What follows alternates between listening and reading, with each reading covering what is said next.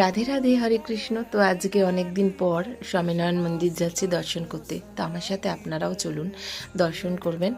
তো মন্দিরের পরিবেশটা তো খুবই সুন্দর। তো মন্দিরে প্রবেশ করেও গেছি। তো আজকে অনেক ভিড় ছিল, রবিবার যেহেতু। তো এই যে দেখুন, আমাদের রাধা মাধব দর্শন করে নিন, আর তার সাথে আছে বলরাম দাও। আর আমাদের স্বামীনারায়ণ মন্দিরে স্বামীনারায়ণ ভগবানের সাথে সাথে রাম দরবার আর মাতা পার্বতী, মহাদেব সকলেই আছেন।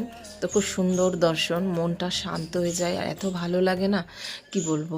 মন্দির তো মানেই শান্তির জায়গা, সেখানে অনেকক্ষণ সময় কাটানো যায়। আর মন্দিরের এই পরিবেশটা এত ভালো লাগে, সন্ধেবেলা লাইটগুলো যখন চালু হয়ে যায় আরও বেশি ভালো লাগে।